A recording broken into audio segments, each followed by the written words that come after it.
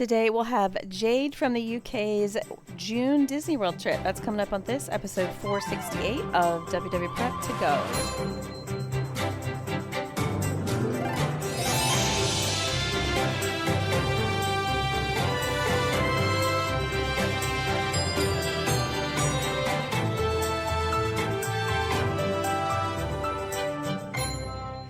Hello and welcome to WDW Prep to Go, where we talk strategy and ideas and have lots and lots of trip reports for people planning their Disney World trips. I am your host, Shannon Albert from WDWPrepSchool.com, coming to you from Mexico. This is my first time recording an intro from Mexico. We left 10 days ago, we arrived 10 days ago, and have had a good time settling in.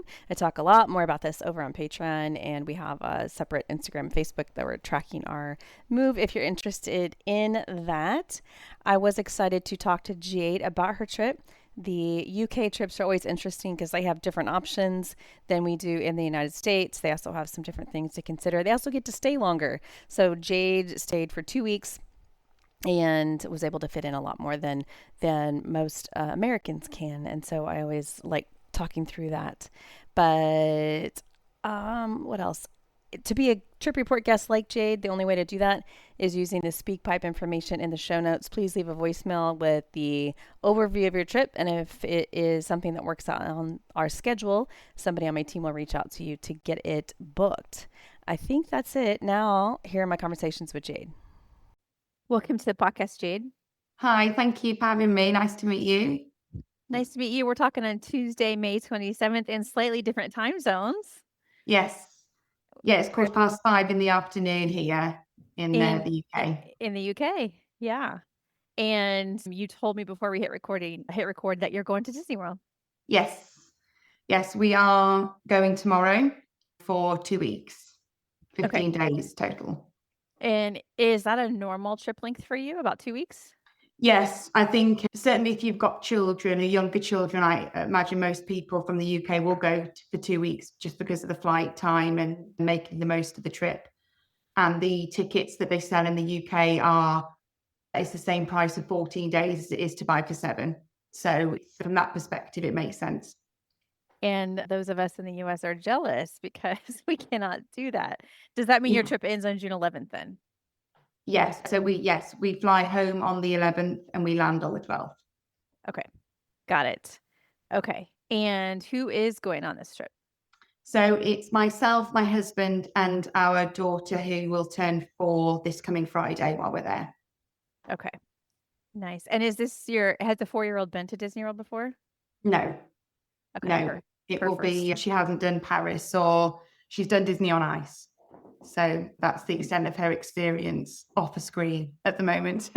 Has she done a flight of this length before? Not of this length. Her longest, she's flown a good few times, but the longest flight's been 5 hours. So this is the longest for sure. Okay. All right. And safe to say it isn't your first trip, right? No. So I did the college program 3 times. And my husband and I have been together.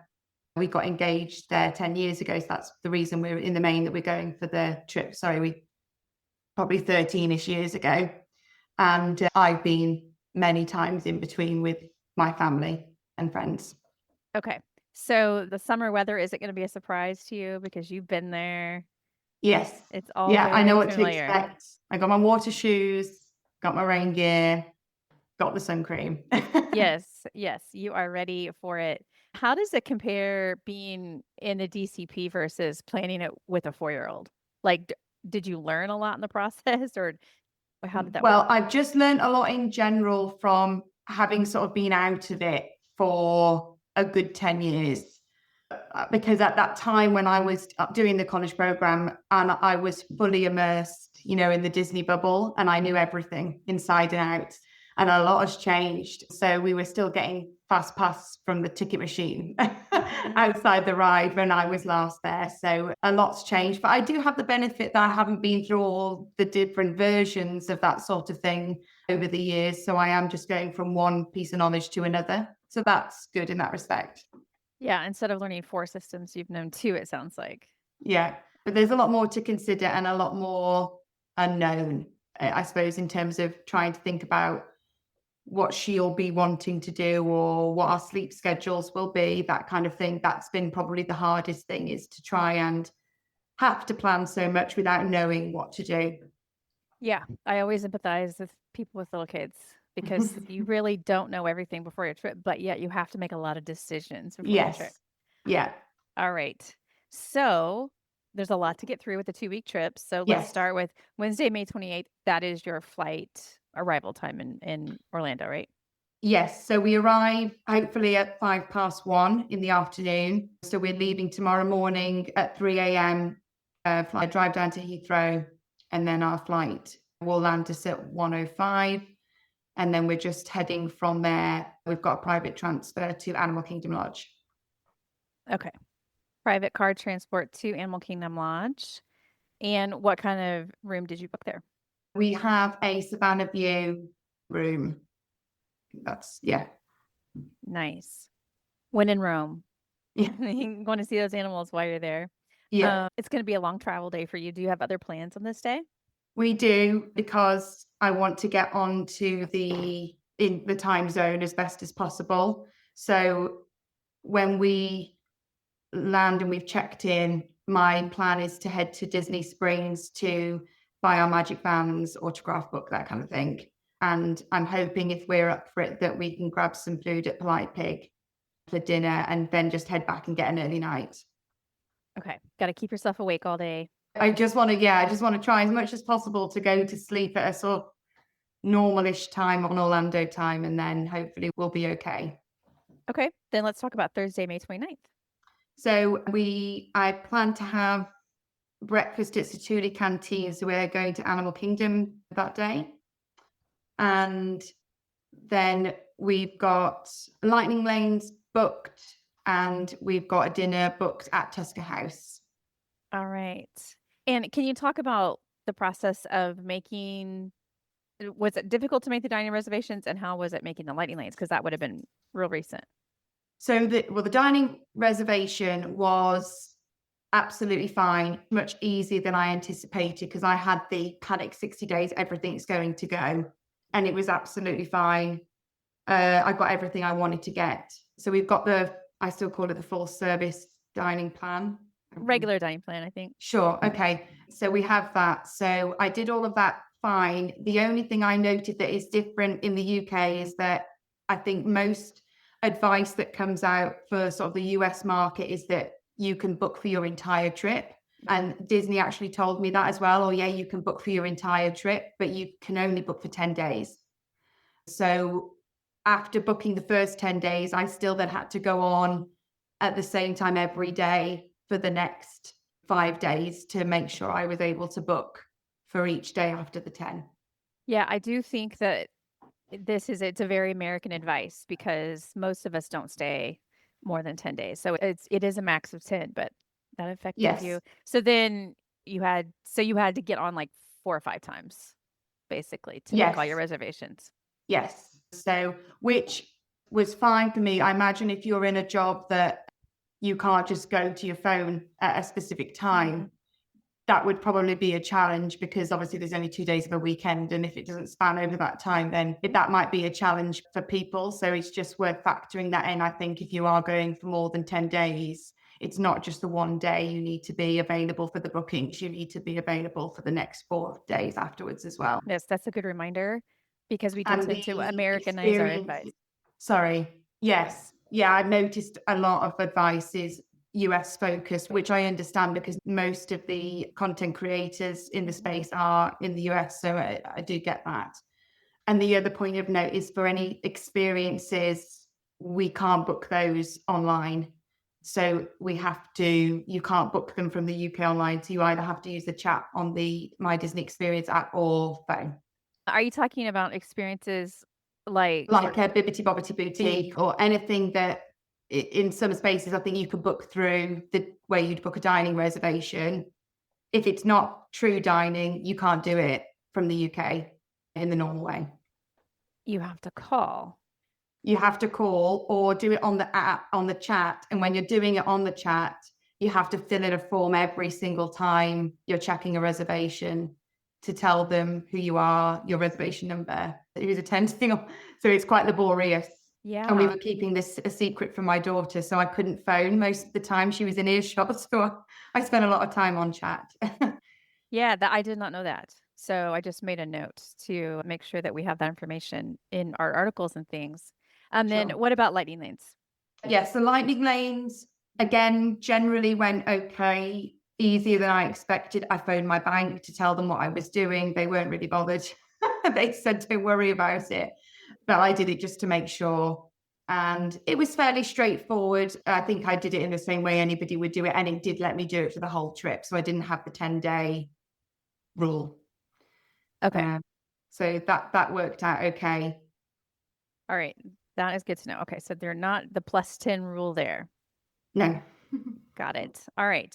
So going back to Thursday, Animal Kingdom, you Yeah. have some dining plans in mind, and you do have lightning lanes booked. Yes. All right. Are you ready to move on to Friday, May 30th? Yes. It's that day. This is my daughter's birthday. So the plan is to take a minivan to Magic Kingdom. And I'm planning to have breakfast at Gaston's. And then we have a 9:25 reservation at Bibbidi Bobbidi Boutique. And the other point of note for those, I think this is known anyway, but I hadn't quite clocked that the opening window for that was, I think, midnight our time or midnight US time, so 5 a.m. our time, Orlando time, our time. So anyway, when I went on, they'd gone. So I went through one of your recommendations, I think, a third party. Mouse Watcher? No, All About the Magic, maybe. Anyway, a third party managed to snag it a few weeks later. Okay. So I did it that way. And then we have a 12:40 dining reservation at Cinderella's Royal Table.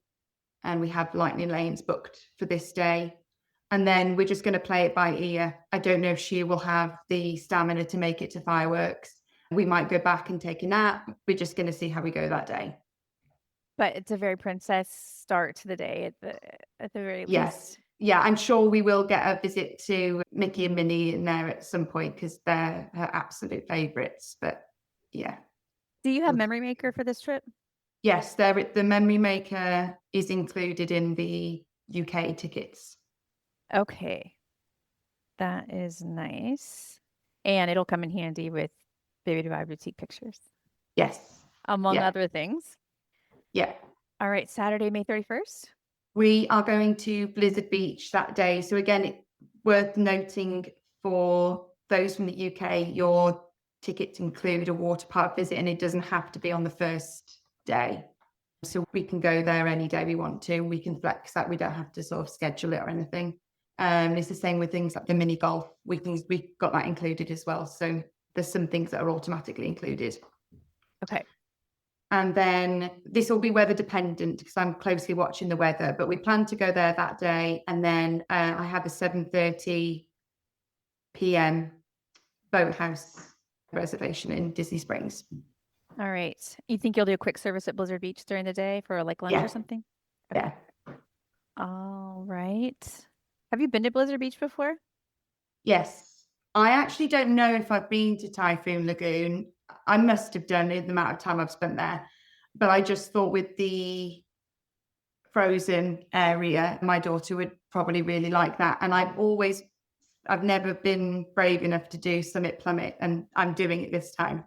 Yes. So yeah, I thought, I got another chance to do it. So I'll be brave enough this time. You are very brave. We'll see what happens. When we circle back, I may say that I didn't end up doing it. Yeah, let us know how it goes. Okay, plans for Sunday, June 1st? Yes, so we are going to Epcot this day. So we have a 9:00 reservation for Garden Grill. I love Chippendale, so I'm looking forward to that. And on this day, I really just want to take advantage of Flower and Garden Festival being on. It's the last couple of days, I think. So we're just going to have a look around there. I think there's an activity for Aurelia to do. So we're just going to have a look around and see all the topiaries and things on that morning. And then we have a 3:20 reservation of Beaches and Cream. and we might pop back into Epcot afterwards. We might head home or head back to the resort. So I have got a Regal Eagle down here to go to for dinner if we're still there, but we'll play that by ear. All right. Okay, then Monday, June 2nd. We have this day. So this morning, my husband has a lightsaber building experience at 8:45 in Hollywood Studios. So my daughter and I at that time will just do something else.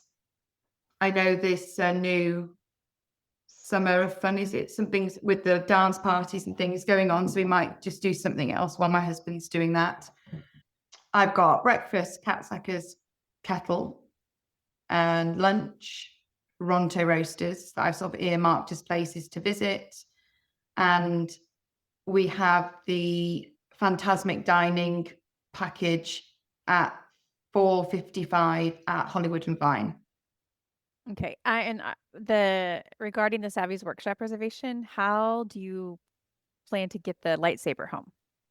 I have looked into this, and the consensus online seems to be that Virgin, who we're flying with, totally understand that people come back with this sort of thing and they will accommodate it on the plane. We will see what happens if that's not the case. But I was going to ask my resort if there was another option. When I worked in Magic Kingdom, we used to ship stuff a lot for people. I don't know if they still do that, but that is also another option I was going to explore just for peace of mind, is just to send it home.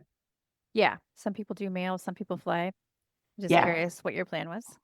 Yeah, I was going to ask essentially, and if it's possible to send it, then that's what we'll do. Okay. So 4:55 Hollywood and Vine Phantasmic package. So obviously you're staying for Phantasmic. Yes. Yeah,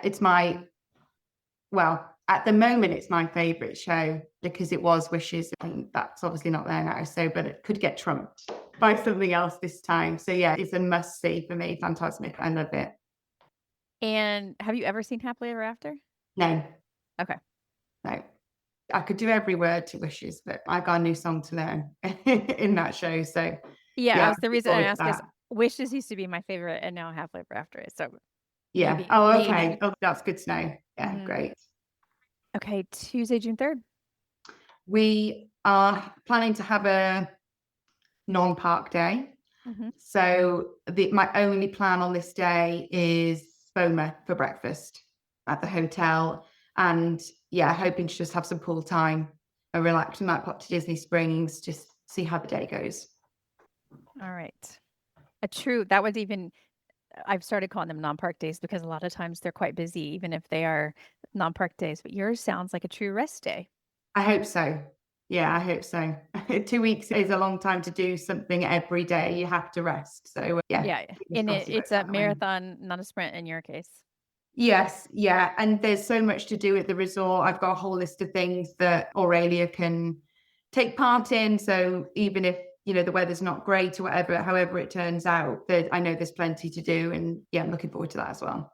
Yes, that is a great point. Because sometimes I feel like you feel very stuck if it's really bad weather and you're at a hotel that doesn't have activities, but that's not the case for you. No, it should be good. Wednesday, June 4th. We are Animal Kingdom on this day, and we have a 12:30 lunch at Yak and Yeti. And the only other thing I've written is possibly Flame Tree Barbecue for dinner, but I think it's extended evening hours in Magic Kingdom. So I'm hoping that we may hop there if we haven't seen the fireworks on the birthday night.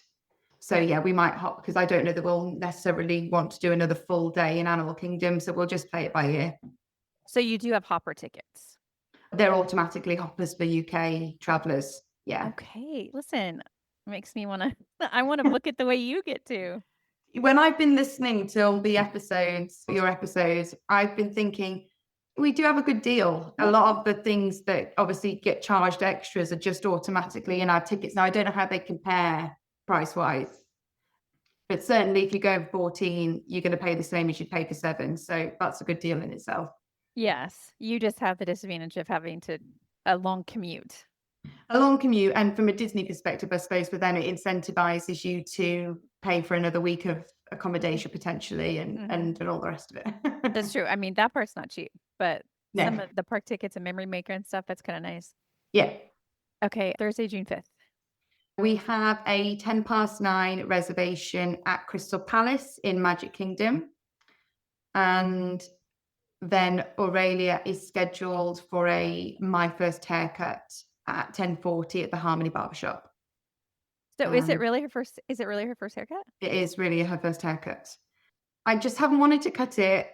It's really long. And then when we booked the trip back in October, I thought, well, I really can't cut it now because she can go for My First Haircut. So yeah, it's ready for a cut, but it'll work out well now. Okay, that's fun. She's got Rapunzel hair. Time to chop it off. I'm getting ready to do the same thing. The long hair gets a little wild after when you let it grow. It's down to her bottom, so it needs a trim. Okay. Anything else on this day in the plans? No other plans that day, so we will go with the flow. If we want to stay in Magic Kingdom, we will. If we want to go back to the resort, we'll do that. Yeah, it's just whatever we want to, really. Okay, Friday, June 6th. So non-park day. So again, no plans in the day. So we'll just do what comes our way. And then we have a 6:15 reservation for Hoop-Dee-Doo Revue. Have you done Hoop before? I haven't, and I've always wanted to do it. I'm really excited about this. And my thought process was we'd probably go to Wilderness Lodge early and explore the resort and have a good look around there because I've never been out to that resort either. So Hoop-Dee-Doo's at Fort Wilderness. So are you explaining Fort Wilderness? Oh, that's what I mean. Sorry. Fort Wilderness. Yeah. Okay. I just didn't want you to go to the wrong. Yes. They are very close. Yeah. Okay. So you'll explore Fort Wilderness. And on that end where Hoop-Dee-Doo Revue is a horse barn that you can just walk in for free. There's pony rides. So yes, that's pretty convenient. Yes. Yeah. That should be good. So we're just we might do maybe some monorail resort hopping before in the day and have an explore. So we'll see what happens. Okay. Saturday, June 7th. We have Hollywood Studios, and the only thing I've written down is Round at Rodeo Barbecue. We're booked for 12:30, and I believe there's a nighttime spectacular. I'm assuming in the middle somewhere. So I've written that down for us to attend if we're still in the park at that time. Okay. Nighttime spectacular that's not Fantasmic? Yeah, I don't know. I thought that. It's some sort of projections maybe on Chinese theatre. All right. It called it nighttime. It must have called it that because I wouldn't have written that. Yeah, I've said that somewhere. I'm confident you wouldn't have named something that, but I was trying to picture fireworks and I was like, oh, I see. Yeah, no, I think it was maybe more of a light show, is it, on the theatre? On the theatre. Okay, got it. Yeah. I'm looking forward to seeing that without the hat because I only know it with the hat in the middle. So I have that has been a while. Yeah, with the pins underneath. That was the last time I was there.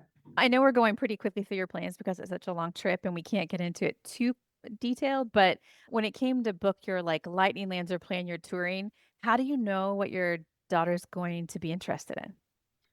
I don't. We'll just play it by ear. I've got all my lightning lanes plans here. There's only a few things from a height perspective that she can't do. There's only 4 rides she can't do. And I've had to tell myself it's just because she can doesn't mean she should. That's very true. Yeah, so I have shown her the ride videos of some of my favorites. So Tower of Terror, Dinosaur, and we'll see. I've tried to explain to her that, they're rides and they're fun and, she's safe and all of this.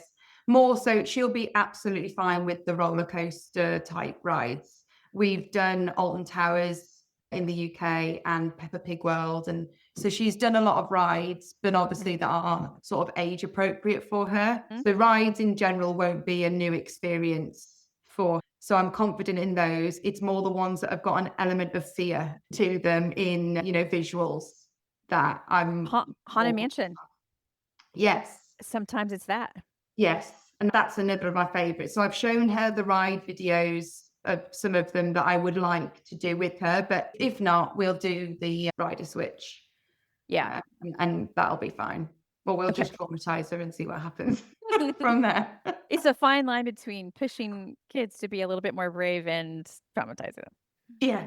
Yeah. And I think you just, until they've done it, you just don't know. She's quite astute. If I explain certain things to her, she kind of can understand something's not real, or that, it's for fun or whatever it might be. But she would probably say, I don't want to do that again, Mummy. So, but we'll see. We'll see how it goes. All right. What are your plans for Sunday, June 8th? So we have, this is a sort of semi non-park day, half day, I suppose. So we've got 11:30 at the Cake Bake Shop. And I'd like to spend some time at the Boardwalk and just meander around. I used to love jelly rolls and the dueling pianos. So I know obviously that's gone. So I just want to reminisce in sort of that area. I love it there. And then we have a 6:30 p.m. reservation at Space 220. You'd say 220, right? It's 220. Yeah. But no other plans that day. The fireworks, hopefully, in Epcot. Okay. And then Monday, June 9th. So this is a non-park day, and it's the sort of day we've earmarked to sort of celebrate our anniversary. So it's our 10-year wedding anniversary, and we got engaged on the beach at the Poly. Oh. So I've booked a 6:30 reservation at Ohana, and then the plan is to go to the beach and watch the fireworks with a child in tow. Yes. Bit different this time around. Yes, different vibes, but very sweet, and happy anniversary. Thank you. I often ask people why they planned a trip this time of year, and it seems pretty obvious, right? Your daughter's birthday and your anniversary. Yes. Yeah, and this will be our last year that we can go outside of the school holidays. So that's important at the moment because the prices on flights and everything will go up.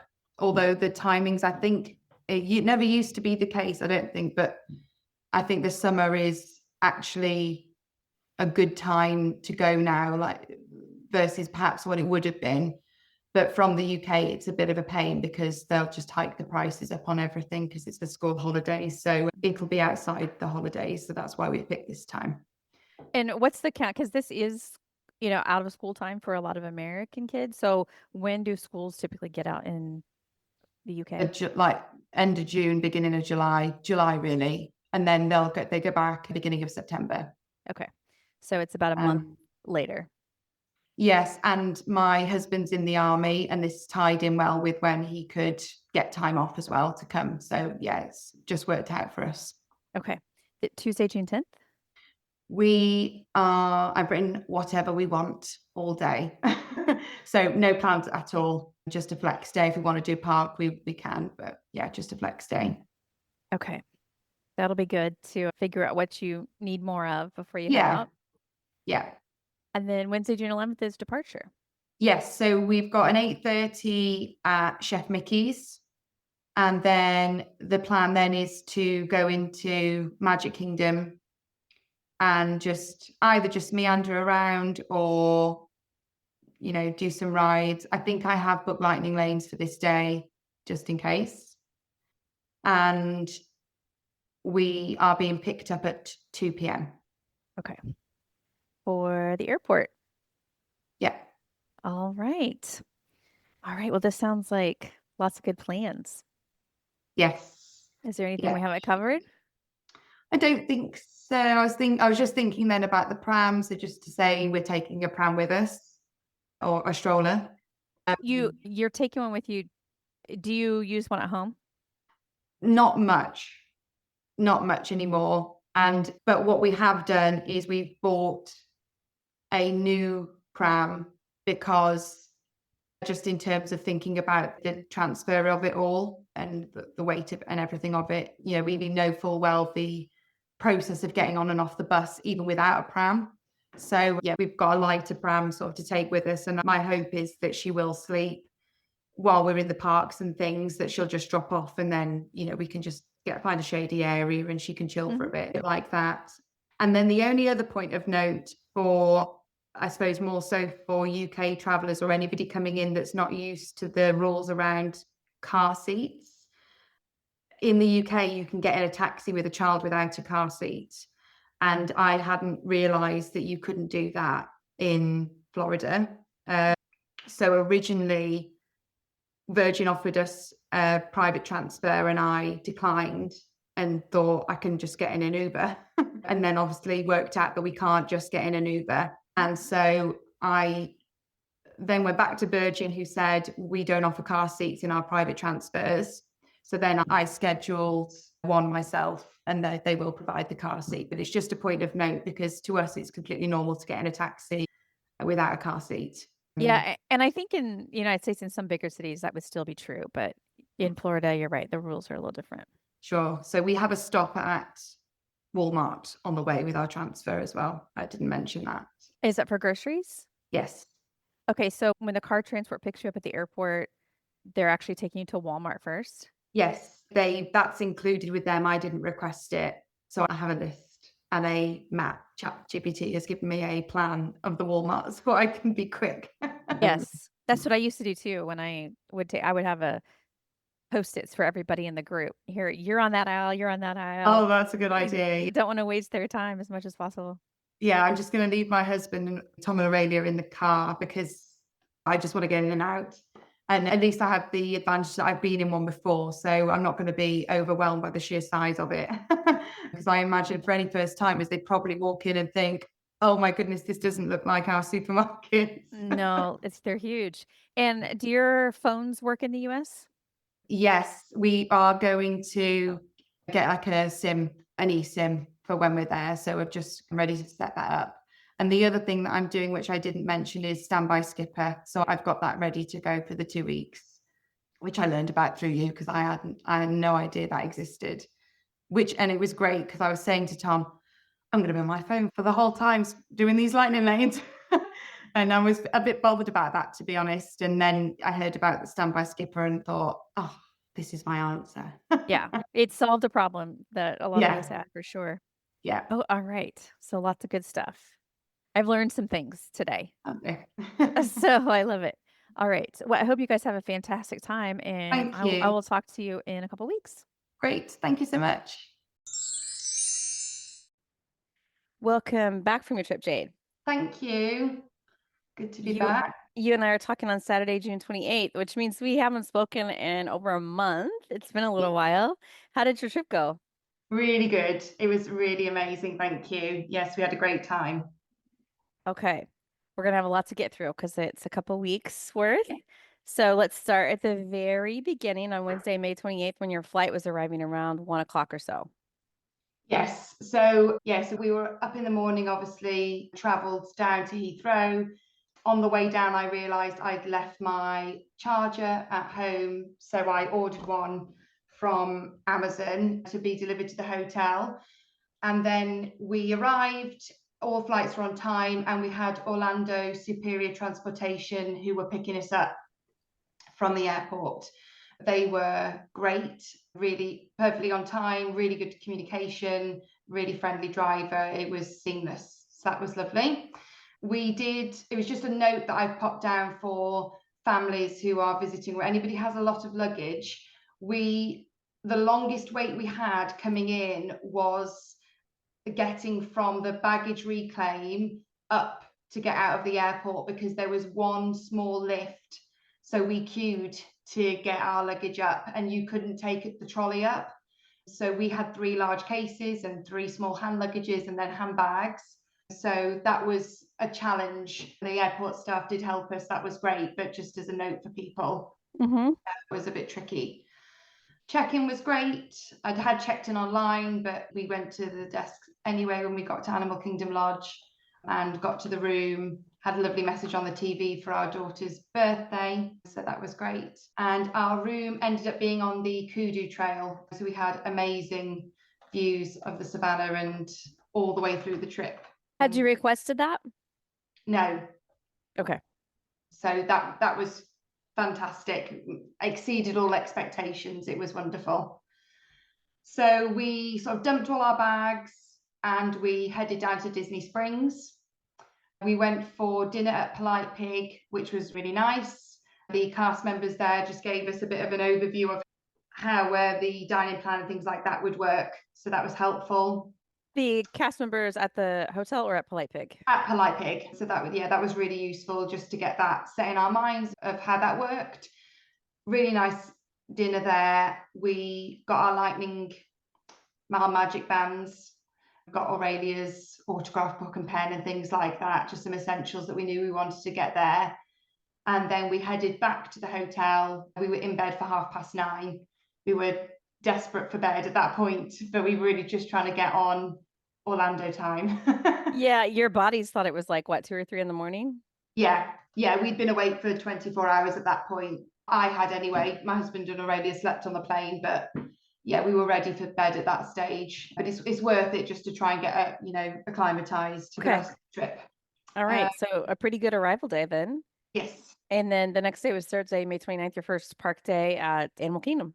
Yes. So jet lag hit for me at this point. I woke up at 3 a.m., but we all got up at 6. We got the bus to Animal Kingdom. Right as we were going in, had a really lovely interaction with a little girl who stopped Aurelia and asked if she'd like to pin trade. And Aurelia had got a lanyard on, but she'd never pin traded before. So that was really sweet. And everyone else was like rushing to get wherever they were trying to go. And we were sort of meandering along, and so were they. So that was really nice. And we went to Satuli Canteen for breakfast.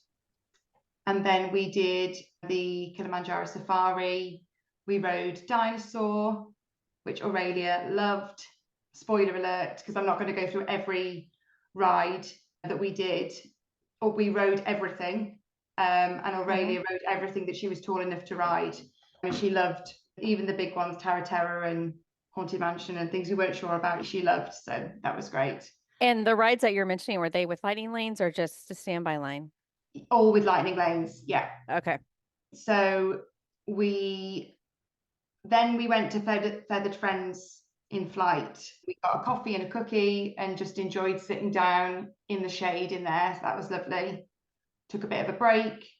And then we went to the Nemo show. At this point, Aurelia was, I would say, aggy.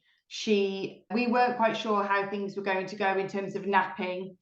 It wasn't quite normal nap time at this stage, but obviously she's battling the jet lag as well. So at this point, we're sat in the Nemo show and she's saying, I want to go back to the room.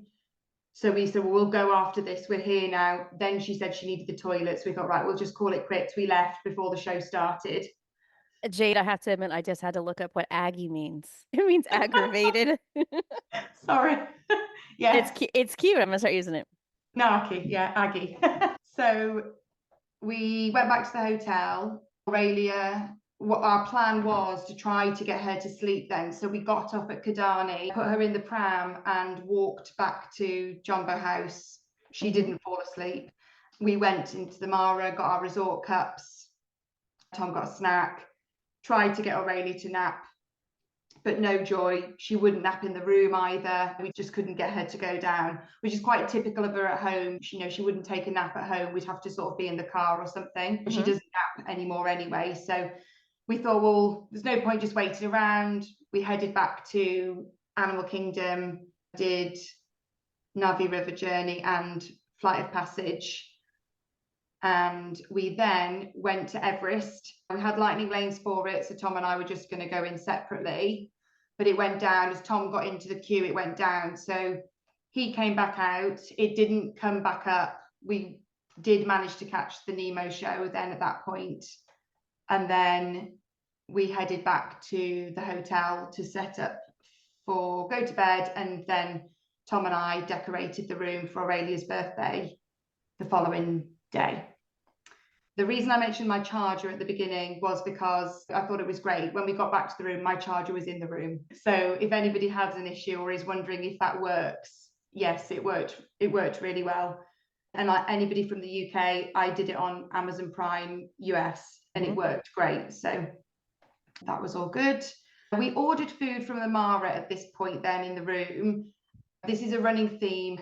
The mobile order, certainly, we never tried to go down there and order in person, but the mobile order at the Mara was horrendous. We used mobile order all the time throughout the trip in lots of different locations, and it was always, you know, pretty instantaneous. At the Mara, it was well over an hour after your selected collection time. They've obviously got some sort of issue there because we did this 3 times throughout the trip and we had the same experience every time. So just as a point of note, hopefully they improve that soon. And we were in bed for 8:30 that evening. So the next day, we got up at 6:30. Well, I did, waited for Aurelia and Tom to wake up. Mickey called at 7 o'clock to wake up. Mickey called most days. And we did presents in the room. And then we got a minivan to Magic Kingdom at 8:30. We did some photo passes on the way in and we went to Gaston's for breakfast. And then we did a couple of rides in Fantasyland, probably. I don't remember exactly, but I wouldn't have thought we'd have strayed too far from there. And then we went to Bibbidi Bobbidi Boutique for around 9:30, I believe. Yeah, 9:25. Yeah, 9:25 is what you told us in the pre-trip. Yes, that was amazing. We went for the castle package, and our fairy godmother in training, Dawn, was amazing. She was so great. So that was a really lovely experience. And after that, we went to ride the carousel. Aurelia had been asking to do that. So that's the next thing we did. She got a new Mickey Mouse birthday plush. And then we went to Cinderella's royal table. We met Cinderella on the way in, and the princesses in there on that day were Aurora, Ariel, Merida, and Jasmine. We added a birthday cake to that dining reservation, so we had the birthday cake come out. So it was a really lovely experience, that restaurant. It was really good. From there, we went over to, I think we did some more rides. Then we went to Storybook Circus, and Aurelia joined in a dance party with Pluto, and they had hula hooping and games and things going on. So we did that to get out of the sun. Tom and I had a bit of a rest. Aurelia didn't stop. And then we went next door to meet Minnie and Daisy. Then we rode the Teacups and Seven Dwarfs Mine Train and a few other rides, I think. And then we got in line for the Belle. Is it Story Time with Belle? Enchanted Tales. That's it. So yes, we did that next. But while we were in the queue, Aurelia needed the bathroom. So we were right at the end of I think the last sort of slot to get in there. So we thought, well, we'll do it another day. And then on the way out, we went to the confectionery so Aurelia could have popcorn for the first time. And we got a minivan back. A minivan back to Animal Kingdom? Yes. Animal Kingdom Lodge, yeah. Okay. Yeah, on the pre-trip, you said after Cinderella's Royal Table, you're going to play the rest of the day by ear. So it sounds like you fit several things in before leaving. Yes. Yeah, no, it worked out really well that day. Next day then. So we did change our plans on this day, I think because the weather wasn't looking ideal to be at Blizzard Beach, which is what we'd originally intended. So I switched some of our sort of off or non-park days around. Mm-hmm. So this day we stayed at the hotel. Aurelia woke up around 8 o'clock and we just spent some time on the balcony looking at the animals.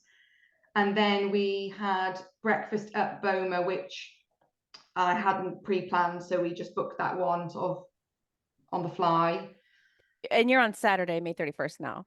Correct, yes. Okay. And yeah, because originally you were planning on Blizzard Beach and you had a dinner reservation, but instead you are staying at the hotel or not going to Blizzard Beach and you had Boma. All right. I'm trying to just track your trip here. Yeah. So we had breakfast in Boma and then we did some String of Memories activities. Tom and Aurelia spent some time in the arcade. We had a lovely interaction with the cast member in the gift shop because Aurelia had lost a pin the day before and Aurelia was telling the lady about it. And so she gifted her some pins. And then we just explored some more of the hotel, did some more animal watching from the balcony. And then around 1:30 in the lobby, they do floor rubbing with crayons. They have a big metal sort of plate on the floor with animal carvings in it.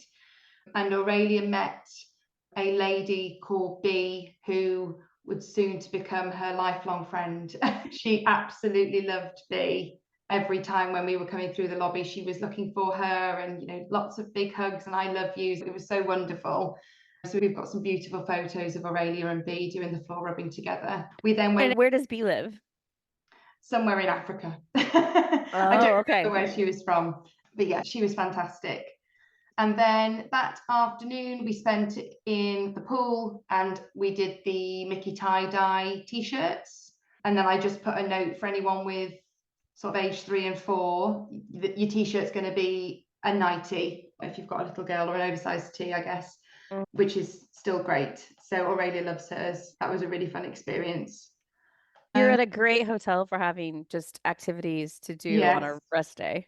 It was great. I could have spent the 2 weeks there, to be honest. It was so lovely. We really loved the hotel. Then later on, we got the bus then to Disney Springs. We did a bit of exploring there again, and then we ate at the boathouse. I think at this point, for future trips, things like Aurelia's birthday and anything like that, sort of big things, I will move more towards the middle of the trip. Because I think at this stage, I realised that Aurelia had literally been running on excitement, and that jet lag and things were perhaps more present than I'd realised, because she slept through the entire meal pretty much. She just could not stay awake. And for Aurelia, for her food, that's not like her. So, but we had a lovely table looking over the water. So we'd got the Rainforest Cafe, the volcano erupting behind us. It was a really lovely table. So we were on our own back there, and I hadn't asked for any of that. So that was sort of chance luck, which was great. Beautiful food. And the cast member was really helpful in that, explaining the dining credits. And I hadn't actually realized that was 2 credits. So I did some jimmying around later in the trip, or I think we paid for a meal later in the trip that we weren't anticipating to, which was fine. But he suggested that because Aurelia had slept through her meal, not to use the dining credits for hers. And he said, we'll let you pay for hers separately. So that was good advice. And then we got the bus back. You got the bus back. That was the end of Saturday. The next day was Sunday, June 1st. You had Epcot plans. We did. So we got into Epcot for our garden grill reservation at 9:00. That was a lovely breakfast. One thing I would say I don't know if this is a Disney thing or an American thing, but if it is an American thing for anybody else going, so many drinks. just as a sort of warning, there are so many drinks on the table. When you've got sort of waters, coffee, the kind of house juice, and then whatever drink you're ordering with your meal. I suppose if you're on the dining plan, there's a lot of drinks on the table. So just be prepared to take on the liquids, which you do need for the heat, to take on plenty of fluids. But yeah, just as a point of note, we've sort of laughing about that through the trip. We got more drinks than food. Yeah, I feel called out because I usually have 2 or 3 drinks next to me, and I do right now. It was lovely, but sometimes there wasn't a lot of table room for the number of drinks. Yeah, 3 times, the number of people. That's a lot of space. Yeah, but that was a really nice character breakfast. Really enjoyed that one. And then we went to the Encanto dance party. What that was called. That was great. And then it was very hot, so we went to see the Pixar shorts at that point. I was sort of reminiscing about what things used to be. I was in that zone at that stage. There's a lot to reminisce these days. Yeah. And then Tom went to ride Guardians at that stage while I put Aurelia to sleep in her pram. This was probably the longest wait we had. This was on a lightning lane, but we waited 45 minutes each. That was probably the longest wait we had. And then we were going over to the beach club for Beaches and Cream. We made a mistake here in that, because of the construction at the yacht club pool, I was a little bit confused after we'd sort of crossed over. We were turning left to go around towards the beach club. I was a little bit confused as to where we were then going, and we asked a cast member who directed us in one direction. We actually walked the entire perimeter of the Yacht and Beach Club resorts and ended up back where we were. So we did a full circle. Of course, at this point it was really hot, Yes, our this was reservation. at 3 something in the afternoon, so peak Yeah. heat. And then we were running late for the reservation, so that wasn't ideal. So, but either way, we made it and we were fine for our reservation. We were just extremely hot. So I was grateful Aurelia was asleep still at this point. And so we woke her up and then we went in for that reservation. We had a really great servitory and Aurelia loved that. We kept getting people coming up to us. I don't know if it was being the English thing and the accents and everything, but Americans kept coming up to us saying, "Oh my goodness, she's so cute," or "You guys are amazing." But I think it was probably the British thing that was adding to that. So yeah, somebody came up as we were after the kitchen sink to say how funny Aurelia was eating her ice cream. So that was cute. Then we walked to the boardwalk and we got the boat back to Epcot. We had a bit more of a wander around the topiaries and having a look around the festival. And then we went into Moana Journey with Water, which I thought was great. Really fun and interactive, great place to kind of cool down. Aurelia loved that. And did she choose the wetter route or dry? Oh no, she was soaked. Yeah. Uh-huh. But I planned for that. So I'd packed on that day her water shoes and plenty, changes of clothes and things like that ready for, because I knew we were going to go and do that. So that worked out well. And the toilets right there are so handy because we just got changed in those toilets and then left. That was really good. We got the bus back that day to the hotel. And was that the end of your Sunday? It was, yeah. Okay. Monday, June 2nd was Hollywood Studios. Yes, so we got the bus there and we went straight to Galaxy's Edge. Tom had the lightsaber building experience at 8:45. Great time to be in Galaxy's Edge. There was nobody there. We sort of left everybody behind as we were walking in. They were all getting in line for rides, I'm assuming, or one of the Star Wars rides. So there was nobody wandering around. So we got a Ronto wrap and then ate that outside. We just shared one and ate that outside while we were waiting for the doors to open for the lightsaber experience. So Tom went in to do that and Aurelia and I had a wander around. I got a black calf cold brew and yeah, we just meandered around and had a little look at everything. Tom thought the experience was great, highly recommended it, and really enjoyed that. And then we shipped the lightsaber. We went to go towards Toy Story Land and I think, yeah, Tom just thought it would be the best thing to do rather than carrying it around all day. Can I ask you about that? Because as we're speaking, you've been back for a couple of weeks. Has it arrived? Oh yes, well, I was going to mention this. So it arrived well before we got back. Okay. And it's a point of note because the courier was, as we were driving home from the airport, the courier rang our doorbell and obviously we'd sort of missed those while we'd been doing what we were doing out and about during the trip. But that was his third attempt to deliver it to us, but there were taxes due, which Tom and I had it was an oversight. We paid the shipping cost and assumed it was all in, but the taxes were outstanding, so they couldn't deliver the item without payment. And essentially they were about to send it back because it was their third attempt to deliver it. So it is just a point of note for anybody, I suppose, that if you're on a slightly longer trip, just to bear that in mind, that it came very quickly. Okay. That's good to know. It was literally a couple, like a few days it had taken when I look back at our doorbell logs to see when he'd originally come. And just from a cost perspective on that for Brits, it was £55 on the tax, in addition to the $70 shipping. Wow. That really adds up. Yes, yeah. But it got back safely. It was all in perfect condition. So that was the main thing. I think Tom said when he looked at it and our cases are back that it would have fit in the case. But even so, I just thought you're squashing it in with all your things. So I'm glad it was a lot of money to do the experience. So I'm glad we shipped it. So, I forgot to say, whilst Tom was doing that, our Ray met Star Wars Ray. So that was really fun. And I was taking a picture and I said, "Smile, Ray." And I was like, "Oh, sorry, Matt, you don't have to smile. I don't want to." So that was quite funny. So Aurelia thought that was funny that they got the same name. So that was good. So yes, after the lightsaber was shipped, we then went to Toy Story Land. We rode Alien Swirling Saucers and Toy Story Mania.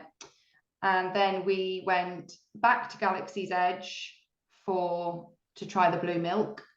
And we just saw some characters, did some interactions with the characters that just are walking around. What did you think of the blue milk? I liked it. Yeah, it was nice. I didn't try the other one, but yeah, we liked the blue one. I'd get it again. Then we rode Rise, and we went to Ogre's Cantina as a walk-in. And we then rode Runaway Railway. We went into Animation Courtyard, and Aurelia did a skipping rope activity with Donald Duck and some others. We went and met Olaf. And at this point, Aurelia then went to sleep in the pram. Tom and I did some shopping. I was confused why I couldn't find the confectionery equivalent. I was second guessing myself, saying I'm sure there used to be one. I ended up asking somebody who confirmed there did used to be one, and it's gone. So I was really surprised at that. There's no sort of confectionery store in Hollywood Studios, which I find odd.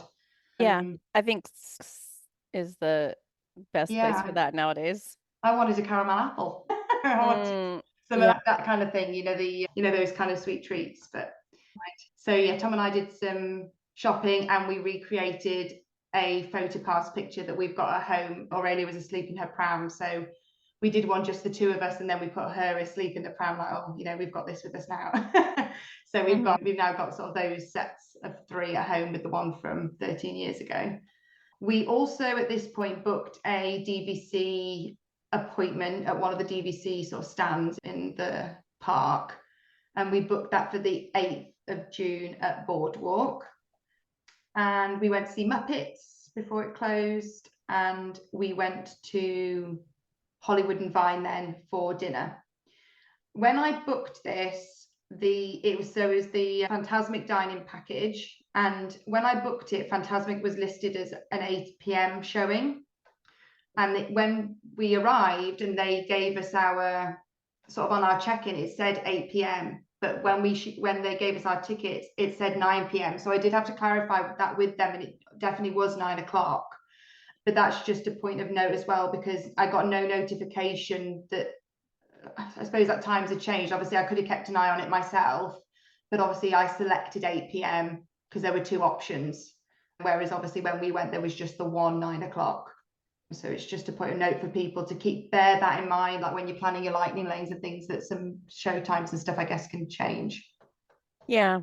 Since they had you select the time, it would be nice if the time stayed that way. Yeah. It's worth just keeping an eye on, I guess. So we were in the park later than we anticipated being. It worked out fine.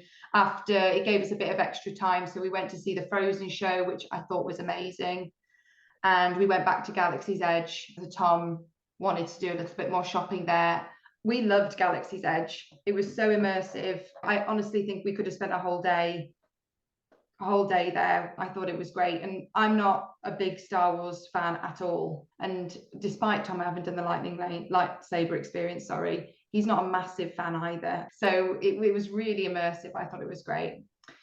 We saw Fantasmic. It threw me slightly because some bits were different, but I still thought it was really good and true to how it's always been. So that was really nice. We had great seats and there was a really good atmosphere. And then we got a minivan back to Animal Kingdom Lodge, and we just sat on the balcony for a little bit and watched the animals that were sleeping outside the room, and then went to bed. How did you decide on taking the bus back to the resort versus minivan? Our level of tiredness and how many people we could see heading for the buses. Like a lot of evenings, to be honest, if they were late, we just got the minivan. Yeah, it just depended on how we felt. And it was so simple. The longer waits were if we were going from the hotel to a park in the morning. That wait was a lot longer than leaving the park, I guess, because obviously at those sorts of times, there's a lot more of them around the parks, I'm guessing. So I don't know that we waited more than 10 minutes for a minivan on leaving a park. So I just booked one on the walk out, and timing's always worked out really well. Okay.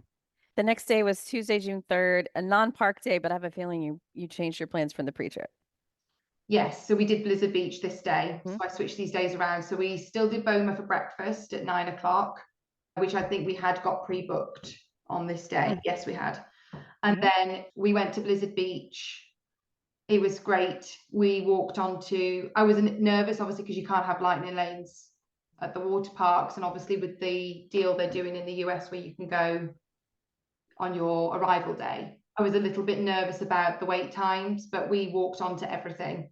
We did some rides multiple times. It was great. The only error Tom and I made was Aurelia had water shoes, Tom and I didn't, and we ruined our feet on this day. They'd been great up till this point, but that was an error. Next time I'll definitely take a pair of water shoes. Tom and I both did Summit Plummet, so I did do it. I wasn't sure if I was going to duck out, but the lady who was at the top was very encouraging. So yeah, I did that one. That was good. We ate at the warming hut, and at this point it started to rain, so we just left.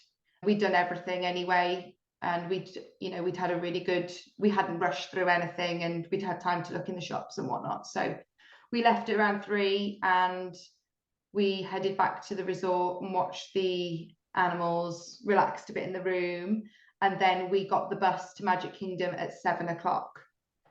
We had dinner at, is the food place called Sleepy Hollow on the right hand side there as you're crossing into yeah. We ate there, and then we did some photo pass pictures, and we watched Happily Ever After. I took a pack of glow sticks with me to make bracelets and necklaces, so Aurelia was making those and giving them out to people around us, so we really didn't feel like we waited at all. We didn't sort of stake out the area, we didn't wait for a long time. Just, I would say to people generally, I mean, I think the parks were quite quiet while we were there. We were quite lucky, we walked on to pretty much everything, and it was busy obviously for the fireworks, but nothing crazy, so we didn't wait too long, maybe 20 minutes 30 minutes probably at the most. But the glow sticks is a top tip if you've got young children especially. It just really passed the time. She didn't feel like she was just waiting on one spot, so that was good. We had at the end a lady came up and said again, she'd been stood next to us, so we had a little chat with them at the beginning, but she took some photographs of us during the show, so we've got some lovely pictures of us watching. So that's nice, because that's something you can't really get unless someone in the family's taking them. So we've got some lovely pictures with the lights of the show lighting up our faces and everything and whatnot, so that's good. After the show, I didn't want to leave at that point because I know the crazy rush to get out, and I just didn't see the point in attempting to do that when the rides were still open and we probably wouldn't get home back to the hotel any quicker. So we went straight to Aladdin's carpets, which we had already done, but Aurelia loved it, so we got straight on that. I got a lightning lane for it, and then I got a lightning lane for Tiana straight afterwards, and literally minutes before it closed we jumped on that, and we hadn't ridden that yet, so that was great fun doing that in the dark. And then after that we just enjoyed a quiet park. We just enjoyed strolling through with all the lights and the music, and after park close it was really lovely, and we got a minivan home that day, or back to the hotel. Yeah, that sounds like a really fun day, especially considering you kind of had to change your plans around. So going back to the Blizzard Beach visit this day, have you been to Typhoon Lagoon before? Yes, a long time ago. So based on what you remember, do you have a favorite between the two? A lot of people are asking that question now that both parks are available. I've always preferred Blizzard Beach, and the reason I picked it this time was because of the newer area they've got, the frozen area for little ones.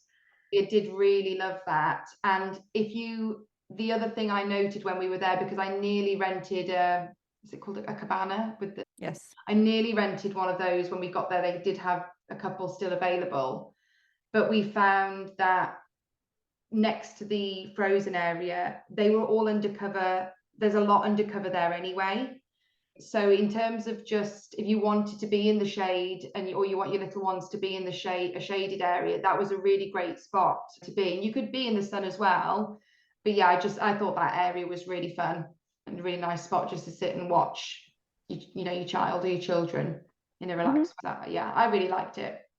Okay. All right. So the next day was Wednesday, June 4th, and you were headed back to Animal Kingdom. Yes, so we did do that, and we started with the Lion King show. That was as good as I remembered. And then we went on Kali River Rapids. Very short, much shorter than I remember it being. We're sort of filming as we're like going around laughing, you know, how wet people are getting and we're getting. And then on the video I was saying, is that it? Because it just seemed unbelievably quick. So I'm glad we had a lightning lane for that. I don't know that I would have been too over enamored if we'd queued a long time. We tried to ride Everest again. It went down, so we didn't get to do that day. So at this point we sat on the, like at the lake area. You can go in opposite the Feathered Friends in Flight. We went in there and sat on the benches and had a drink and a snack, and we got chatting to some people who I was chatting to them about what that lake had been used for, because I didn't remember it, and they were telling me about a show that used to be on it, which I think must have been between us last going and now, because I had no idea about that. And then we went to Yak and Yeti for lunch. Great lunch. Tom said it's the best steak he's ever had. High praise. Eater. It was really good. My meal was amazing. I had some sort of poke bowl, and the server recommended, because I couldn't choose between two, with some nachos or something of that, crackers of some sort. And he said, well, I can get you some on the side and then you can have the best of both. So that's what I did, and it worked out really well. That was definitely eat there again. It was really good. And then we went back to the hotel. We did some more activities, some more string of memories activities. And I think because it rained, I can't remember if it rained at this point. For some reason, we went back then, and then we went back into Animal Kingdom for dinner at Flame Tree Barbecue. But we literally sort of popped in. We got in just before park closed because the bus driver was confused as to what we were doing. Because most people were leaving and not going. Yes, she was like, you do know it's closing in 10 minutes. And we were like, yes. So we just went in for food there. And really, primarily because we didn't want to order from the Mara again and sort of be waiting around. So it was actually quicker to go to Animal Kingdom and do that. And then we got a minivan back from there after dinner.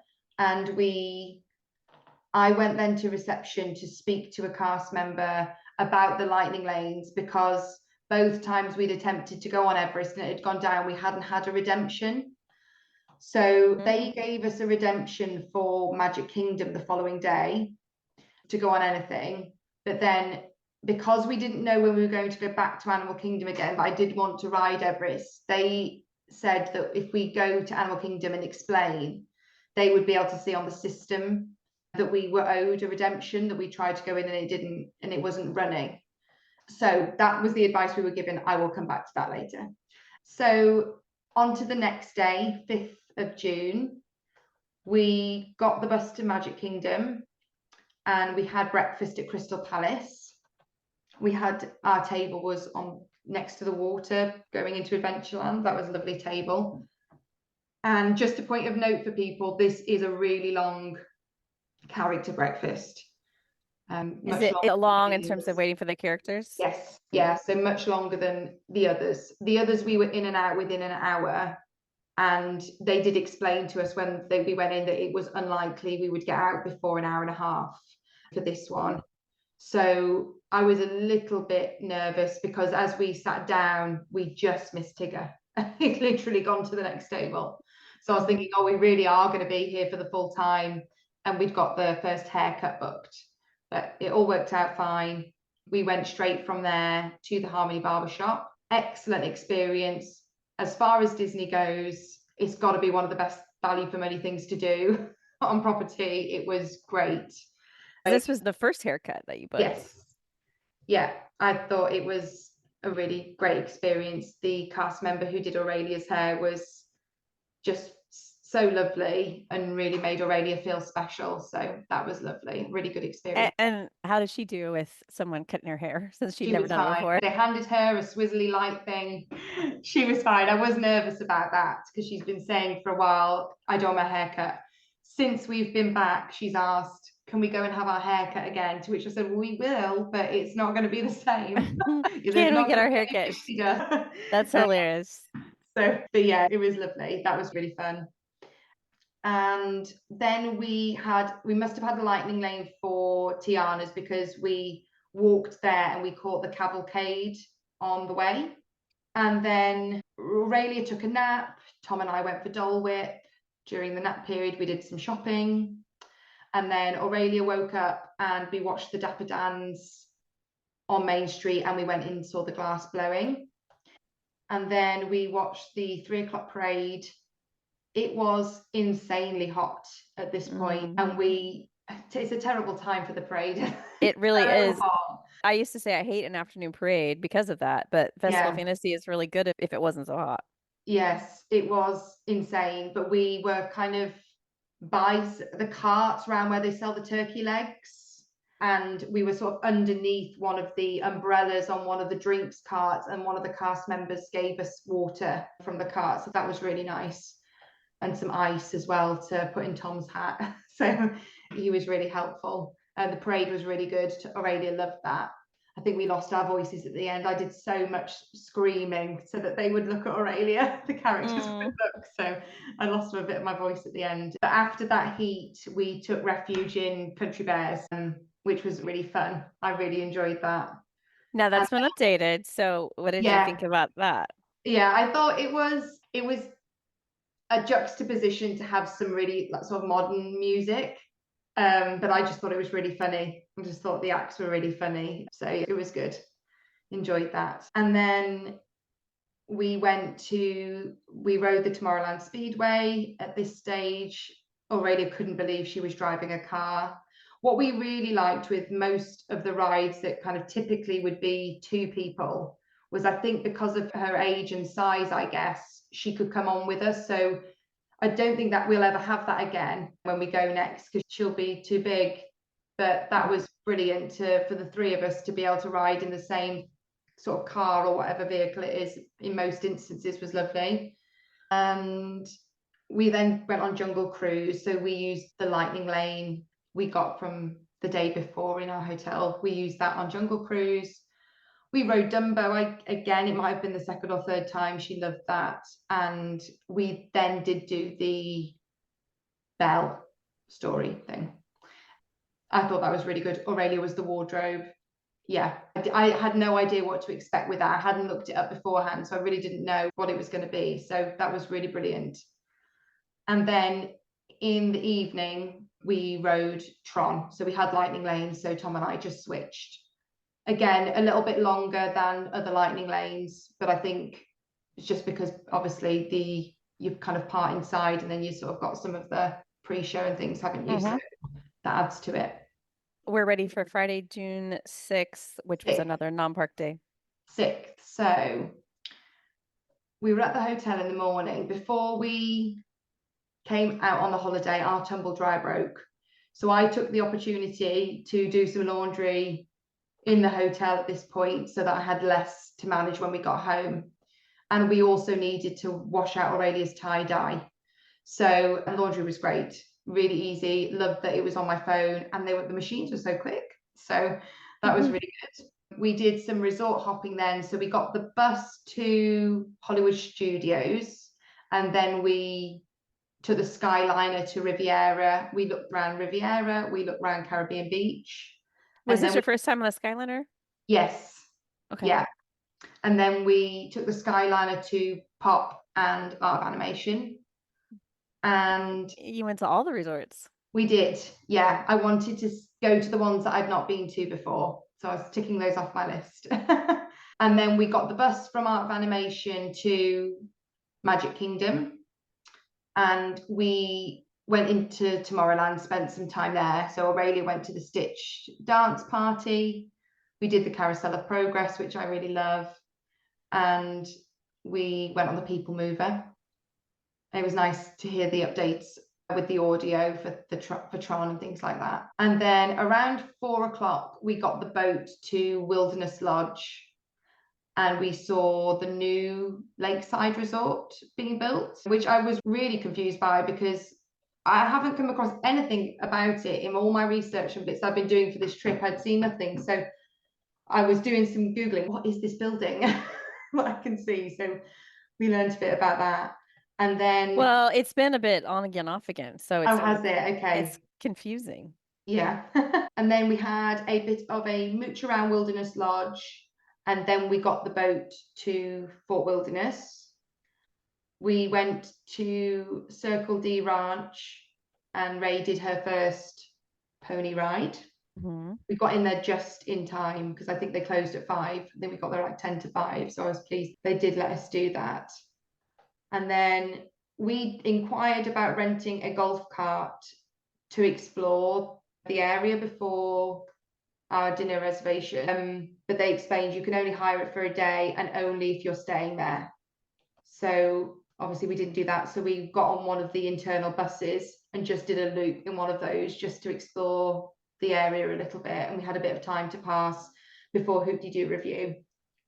I think what you just suggested would be really fun, though, if you could It just was go good. and get a golf cart to get around. Oh yeah, it would be great. I mean, when on the way back, we were talking to the minivan driver about it, and he said that anybody used to be able to rent the golf carts. He was telling us he worked there. But it is just restricted now to people staying there. So I think that's a shame because it's an incentive, I think, to stay there in the future if you get to have a good look around. So yes, anyway, we went to Hoop-Dee-Doo Revue. That was really great. There was a lot of interaction. We had one table in front of us. We were right at the front. Really great cast member. The performers were brilliant. So I really loved that. And then we got the boat back to Magic Kingdom whilst the electric water parade was on and got a minivan back to the hotel. Okay. And you caught the minivan right by Hoop-Dee-Doo Revue, right? Oh no, sorry, from Magic Kingdom. Oh, we were at Magic Kingdom and then caught the minivan. Okay. Yeah, we were. I don't know why, whether the minivan stop was a long way away, because I think I did look at getting it back. But anyway, it worked out well because we got to see the electric water parade. And when we were on the boat, I said to Tom, this is one of those moments that so many people probably don't have time for or don't realize is a thing. You know, just to get the boats around is such a fun experience, and it's really relaxing, and you get to see so much of Walt Disney World that it's just off the beaten path, I suppose, a little bit. Unless you're staying in one of those resorts, you know, you probably don't.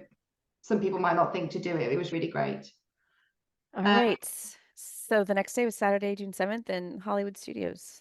Yes. So we went straight to Animation Courtyard and we did some character meet and greets there. They were really fun. And then we went and rode the Slinky ride.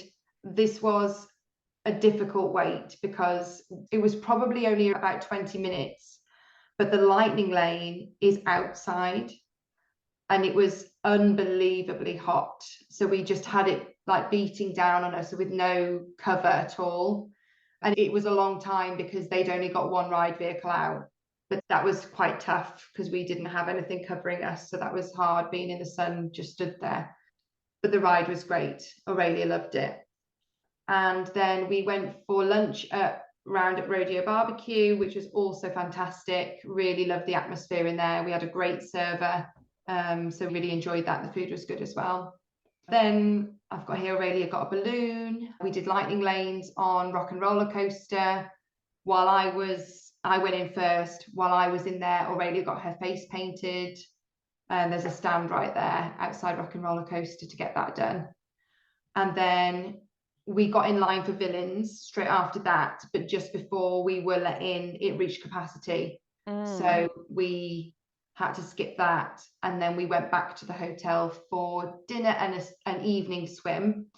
And we did the mobile order at the Mara again, which again was an unbelievably long time.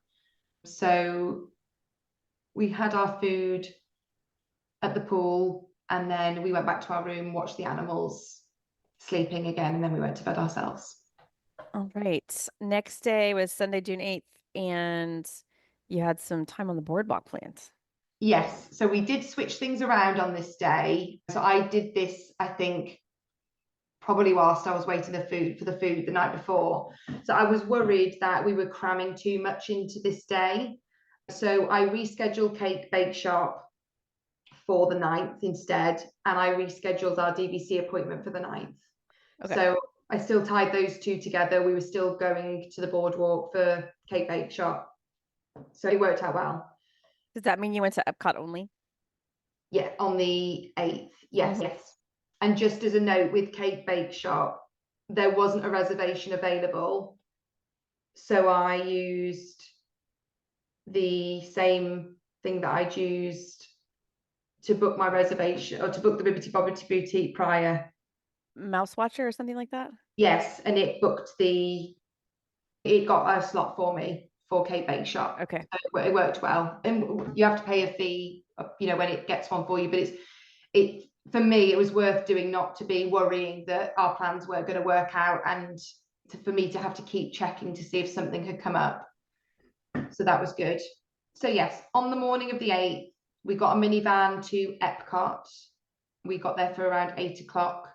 We walked straight to World Showcase because we had a lightning lane for Remy's Ratatouille Adventure. This is a top tip. I know some people will have lightning lanes for Remy's in the morning anyway, or for Frozen or something like that. But most people, we noted, weren't going to World Showcase in the morning, and it was empty. So we walked around France with Aurora. Nobody else was there. Then we rode Remy's. Then we also went into the patisserie in France and had some pastries for breakfast. And then we went to Morocco. This was around 10 o'clock, still nobody there. Aurelia walked around Morocco with Jasmine on her own. So we had two really great character interactions that morning, just for being in World Showcase early. That was great. We got one of the passports in Morocco so that Aurelia could collect the stamps, and that was a really fun activity, and we didn't get them all, so we've still got something to do when we go back. We went to Japan, which is my favorite country in World Showcase. And we spent some time there because I wanted to do the oyster experience, and I hadn't done it before, but seen it many times. And it didn't open until 11. So we had a little bit of time, which was great. We went into the little art museum and we walked around the Japan area. It was really nice at that time of day. We did the oysters. Aurelia and I both did that, and that was really lovely. What did you do with your pearl? I got a necklace in like a little carriage, Cinderella's carriage, and Aurelia wanted hers in the sand bottle. And as a point of note for people, when you go back, you take the sort of ticket that comes with your pearl. When you go back, you can get more jewelry or another sand or something for your pearl. You don't need to do it all again. So we've kept those because in the future maybe Aurelia would want. She got a huge pearl she picked, so she might want to put that in some jewelry, another year perhaps. And then we went for lunch at Regal Eagle, and we sort of sat a bit further away. There were some tables under an undercover area as you're looking at it, kind of over to the right, which meant we weren't sort of in the busy hubbub of the actual restaurant, and we were still undercover in the shade. That was good. Aurelia then napped. Tom and I walked around the rest of World Showcase, and then we went out of World Showcase to the Goofy dance party. That was indoors, so that was lovely and cool, and a bit of a chill for Tom and I while Aurelia was exerting more energy. And then we did the Nemo ride. We spent loads of time in this area of the park. We did the little dory, sort of finding little leaflet where you find the fish in the booklet, and you then match up the stickers. So we did that around that area. We did a Turtle Talk with Crush, and then we headed back to World Showcase. We met Asha on the way, and we went to the Frozen ride, and then after the ride we met Anna and Elsa. And then how long of a wait was that? 30 minutes, I think. And then we went back to space 220. You had a 6:30 reservation, I think. Yes. And again, I made an error here. Didn't realize you couldn't use dining credits, which was fine. It meant we got to do, I think we did another BOMA or something like that. What did you think of Space 220? I liked it. I can't remember what we ate, but yeah, I liked it. I thought the check-in process wasn't as smooth as it was for other restaurants. We waited quite a long time to go in, which, you know, when you've got a hungry child, isn't ideal. But as we went in, somebody gave Aurelia a Space 220 bracelet. So that was really sweet. But yeah, I liked it overall. And really bizarrely, our server was from the same place in Wales that Tom is from. So we had a good chat with him. And then we went, after that meal, we went to Club Cool to do the different drinks because it's just fun. I wanted to see Aurelia's face trying the Beverly drink. And then watch the fireworks that evening. So we did the glow stick thing again. That worked out really well. And yeah. What did you think of Luminous? I didn't like it as much as Illuminations it was, right? I didn't like it as much as that, but it was still really good. But I missed the globe moving across the water. Yeah, it did fit in the World Showcase perfectly. Yeah. So yes, then we got a minivan back to the hotel after this. Okay. Monday, June 9th was another non-park day, and you already told us you're going to spend some time on the boardwalk, but it was also your wedding anniversary. Yes. So on this day, DVC Transportation picked us up at 9:30 from our hotel and took us to the boardwalk. And we had a 10 a.m. appointment with them, with Troy, super friendly, super helpful, not pushy at all, just really informative. Did you buy DVC? We didn't, but we do plan to. We're just having a look at all the options. We were thrown a little bit because there's a video out there from some UK vloggers, I suppose, who reference that the locations with shorter contracts, the cost is prorated, which seems logical, but it's not prorated. So when Troy explained that, you know, we would pay the same at the boardwalk, for example, on like a 16-year contract as we would on a 40-year contract somewhere else, it was a bit like, whoa, hold on. You know, that now we need to rethink things. So yeah, we definitely want to do it. But when you're coming from the UK, there's a lot to weigh up in terms of when you can go and the cost of the flights and all that kind of stuff and how long you're going for. So we're just going to spend a bit more time thinking about how it would work for us. But certainly it makes sense from an accommodation cost perspective. Did you listen to the DVC episode we did last year, I think it was? No. I talked to several DVC owners. Oh, yes, I did. Yes, I did. Yes. Yeah. That was really insightful. Yeah, because there are some people like you that can stay for a longer period of time and they use DVC for that and it makes sense for them. I do wonder if the resale DVC is prorated. You know what I mean? So directly through Disney might not be. I don't know. I'm not an expert. Oh yeah, that is a good point. I didn't consider that. That is a possibility, yes. I will look into that. Good. So yeah, we had a really good meeting with them and timings worked out really well. So we came out of that and we went and got one of those huge mozzarella sticks on the boardwalk. Sort of we shared one of those as kind of our lunch before we went for cake at the cake bake shop. And I don't remember what time we ended up doing that. I think it was 11 o'clock or it might have been later, a little bit later. It must have been 11:40 maybe. That was lovely in there. Really enjoyed it. I don't think I would do it again necessarily, but it was nice to have done it. The cake was good, but it didn't blow me away for the $22 slice. Yeah. Tom had the chocolate cake and I had the lemon blueberry. They didn't have a lot of options for children. You know, I thought they'd maybe do a small cake slice or, you know, they didn't have a lot of things in stock, I suppose, or they didn't have a lot of things available. I think already ended up having ice cream, but it was really good nonetheless. And they did sort of some sort of fairy dust experience with the dragon they have in there for Aurelia. That was a wish experience. That was nice. So then we went into the Boardwalk Hotel, had a little bit of a look around. The DVC did say that if they were available, they would give us transportation back, complimentary transportation, but they weren't available. We couldn't find them. This was around 1 o'clock, so they were probably at lunch. So we got a minivan back.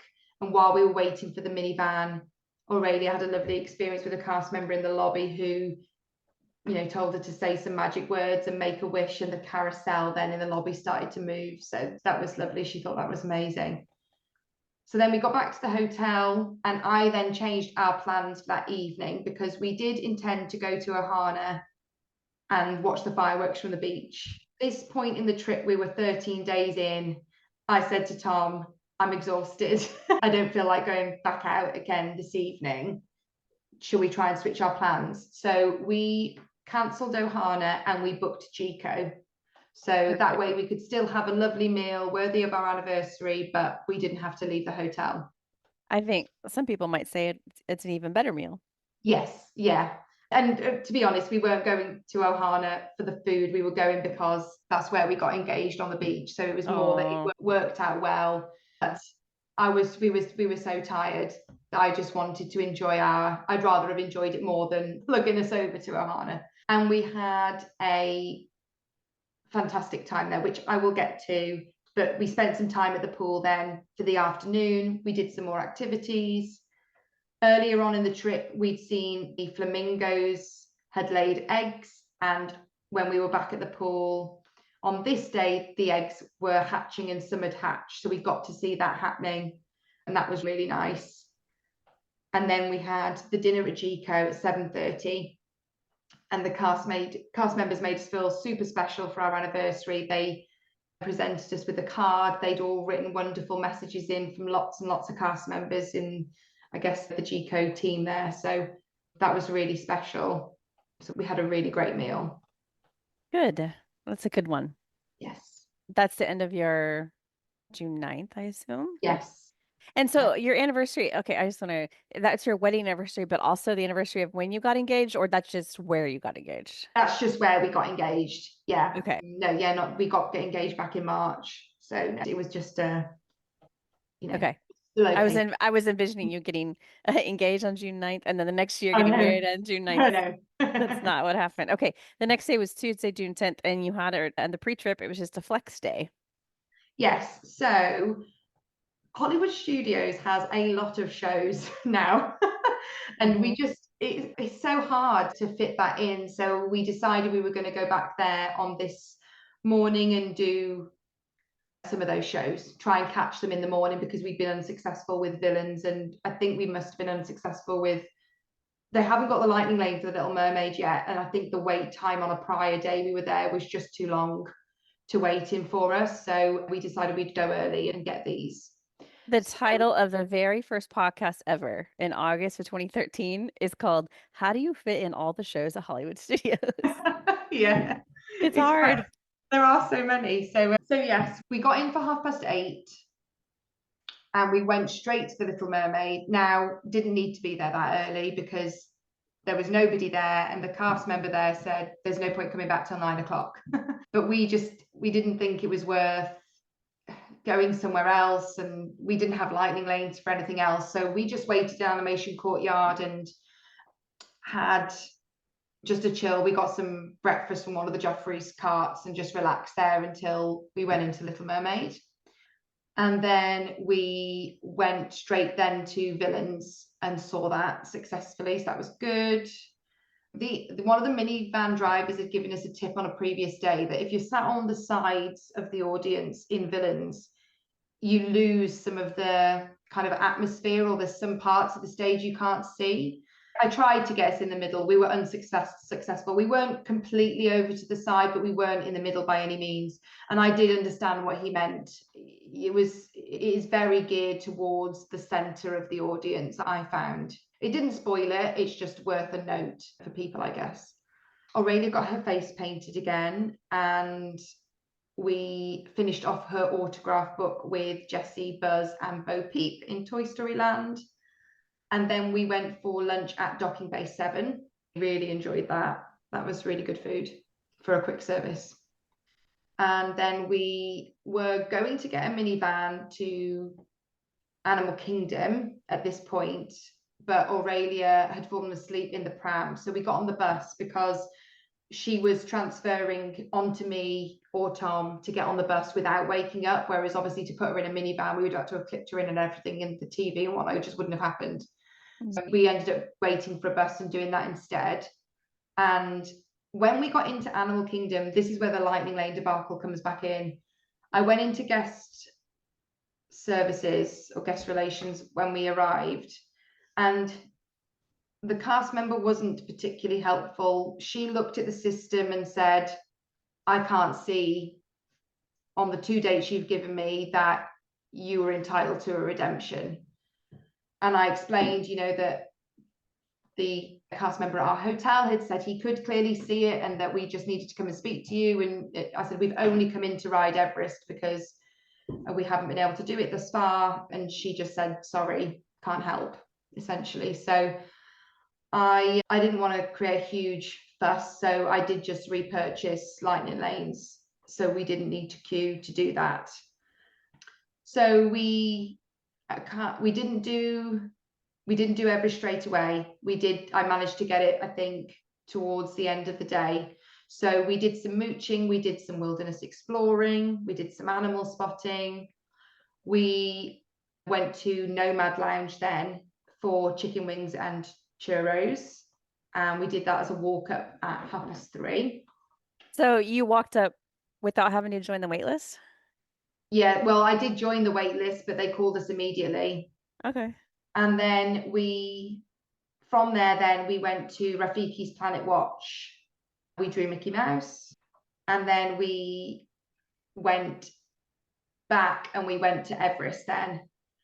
Tom and I then both made it on, thankfully, before the heavens opened.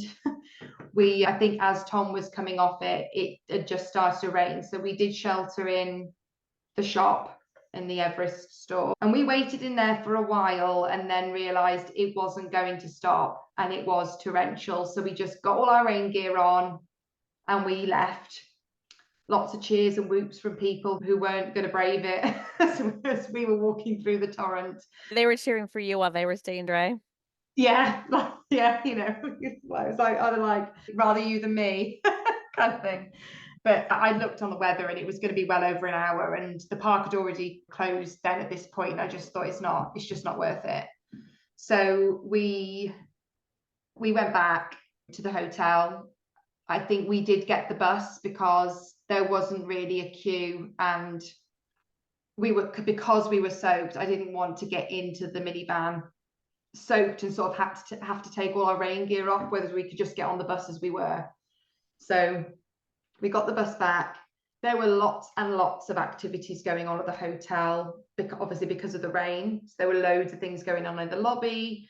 They've got colouring stations set out for the kids. They've got story time happening in like the area where the television is.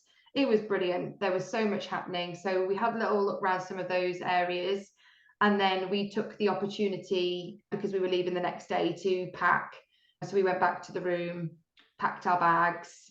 We ordered food from the Mara again while we were packing. And then we watched the animals running around in the storm. It was still going hours later. So that was really great. The zebras were jumping around and playing with each other in the rain, and it was really lovely. So we did that. And that was the end of our day. Yeah, I think it's nice that you had this flex day because you got to go back and revisit things that you didn't feel like you had enough time for. Yes, it worked out well. We rode everything.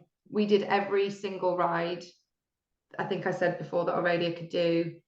The Lightning Lanes were obviously majorly beneficial because other than the couple I've mentioned, we did walk onto everything. So I think it was a good time of year, crowd-wise, to be there. It didn't seem too busy at all. Just hot. It was hot, but I have to say that prior to us going, and since we've been back, it has been as hot here, just not humid. So we had a bit of a run up to it on the way out, and we're still braving it back here now. So I feel like I'm getting fully acclimatized to this heat now. And you probably don't have the air conditioning there too. We don't have the air conditioning here. It's insufferable, and you can't open the windows because it's so hot outside.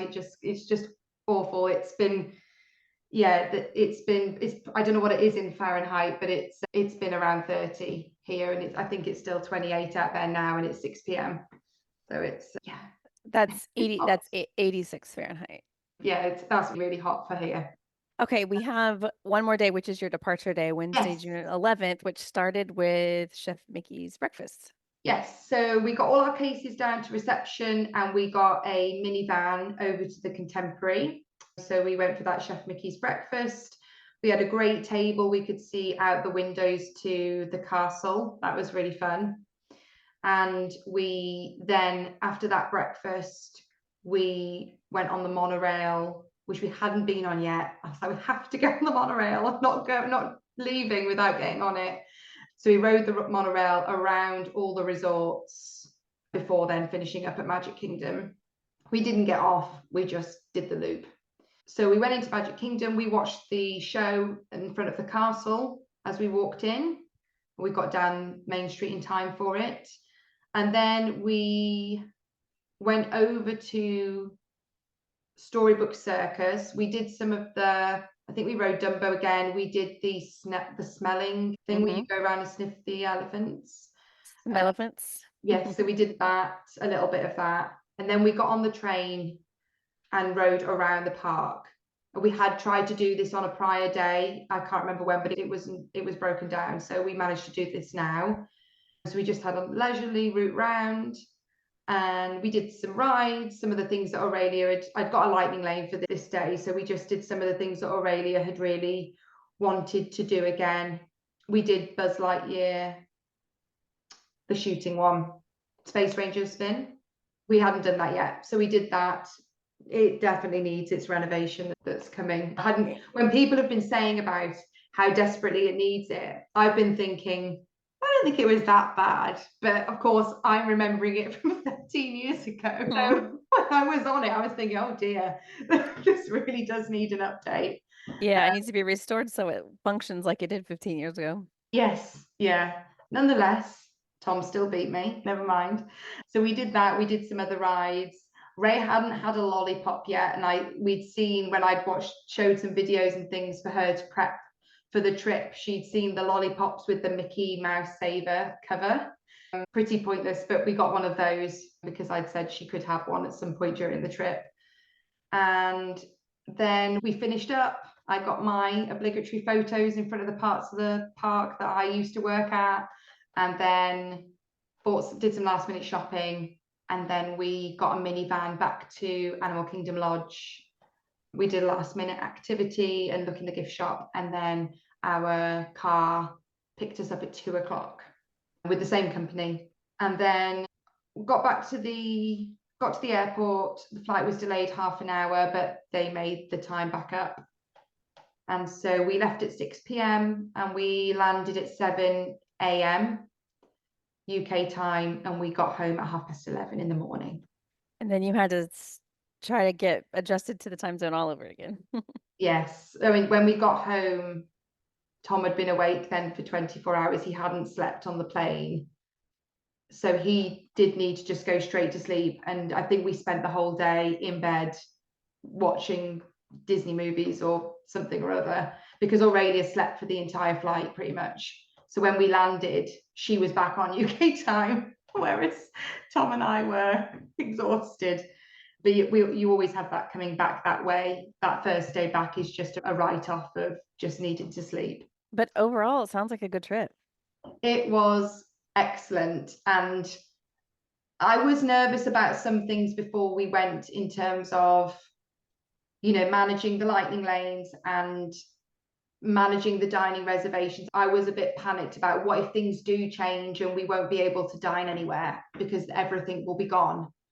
Because there's a lot of hype around, you need to get on and book 60 days before, and it gives this, and again, it might be to do with the time of year we went, but it gives this impression that once everything's gone, it's gone. And there was so much availability. I mean, I went on for there were a few things we did that we hadn't planned to do, and we got in just fine. I think it's summer travelers. They just don't Mm, plan like other times of year do. yeah. So we were really, I think there was some luck to it probably as well. And I think it does help when you know the layout of places and things, because you haven't got that added element of what's near here and what could we do now. Because I knew the layout of everything so well, I knew to be able to say, well, we can just go and do this, it's only around the corner. Or that really does help, I think. Yeah, it does. So I have a few questions I jotted down. You did a lot of character meals. Did you have a favorite? did I have a favorite? Did I even say on the first day that we went to Tusker House? I don't even know if I said that. Tusker House was great. That was our first day there. Oh no, first full day. No, I didn't. I've said we ordered food for the Mara, so I have made a mistake there. We didn't. We went to Tusker House. Okay. Tusker House was great. Really enjoyed that one. Obviously, it was the first one as well, but it was a good introduction to them in terms of the flow of characters and how that works. And your daughter's first interaction with characters, probably. yes, yeah. And I think it's quite a nice way to do it, because if you, especially, I mean, Aurelia is very good with characters and she's been exposed to some in other places we've been, sort of non-Disney ones. But if your child is a little bit nervous or you're not sure, character dining is, I think, is a good option, because they can sort of see them around from a distance. You have the opportunity to say, oh, they're going to be coming over and whatnot. Or, and also if they don't want to interact with them, they can move on, and you haven't spent ages in a queue to then have a screaming child or an upset child because they don't want to interact. So I think character dining is a good first way to do it. Hollywood and Vine was really good as well. I think you like Garden Grill. Oh, Garden Grill was really good. Yeah, but I love Chip and Dale also, so they're probably my favourites. So that was fun. I just liked being in the booth. The booth was good, and also a lot of the character dining. Obviously, you're kind of aware that you're in a restaurant with lots of other people, whereas in Garden Grill you can't see anybody else in the Yeah. booth. Yeah. It feels a little less chaotic. It's less chaotic, yes. But overall, they were really well organised and great cast members, so it was good. You visited a lot of resorts. Are there any of those that you visited that you would consider staying out on a future trip? I don't think so. I think now it's because we've stayed at Animal Kingdom Lodge. I think had we not stayed there, I possibly Art of Animation, I would have said. I obviously the theming is really great, especially for kids there. I wasn't a big fan of the Riviera, but it's just not my sort of style. So no, I don't think so. Not out of the new ones we visited. Does that mean that you like Animal Kingdom Lodge so much that's where you want to stay next time as well? I would stay there again. Yeah, I really loved it. It was great. And I think the Savannah View had a lot to do with that. But even if we didn't have a Savannah View in the future, the hotel, there's just so much to do, and the pool is so nice that I would stay there again. But the top ones on my list, and they've been on my list for many years, are Yacht and Beach Club and the Boardwalk. I'd love to stay. I'd love to stay there. Speaking of next time, when do you think your next trip will be? Well, undecided. I was looking or considering just Aurelia and I going. Tom's being deployed next year from around March for 6 months. So I have had a little look at just Aurelia and I going, maybe for 10 days, but just weighing it up, because for the tickets you pay for 2 weeks anyway, and we could do 2 weeks, but for the accommodation and things, the price seemed to be per room rather than per person. So, and because it would be in the school holidays, the price of it for the two of us was coming out around what it's been for the three of us in terms of the package cost. So we'll see. I might do Paris, and that's a lot less sort of intense as well for Aurelia during a school holiday, which isn't too long. So Yeah. Right. All right. Well, it sounds like you had a good time and your plans worked out fairly well. Yes. I appreciate you taking the time to share, Jade. Yeah, no, absolutely. Thank you so much. Thank you for having me. I hope you enjoyed that trip report. I feel like Jade fit a lot into a relatively short amount of space. I guess it's all relative because it's still a couple of hours, but for a 2 week trip, not bad. We did keep talking on Patreon. I wanted to ask her about her previous time as a cast member and getting engaged at Disney World and kind of her history of going to Disney World. And so we talked more about that there. It is up there if you're a patron now. And if you're not a patron, feel free to join us and listen to it there. That will wrap up this episode of WDW Prep to Go. For more information, please check the show notes in your podcast app or head to the website, WDWPrepSchool.com. Click on podcast at the top, scroll down to episode 468. Until next time, I will see you on the site.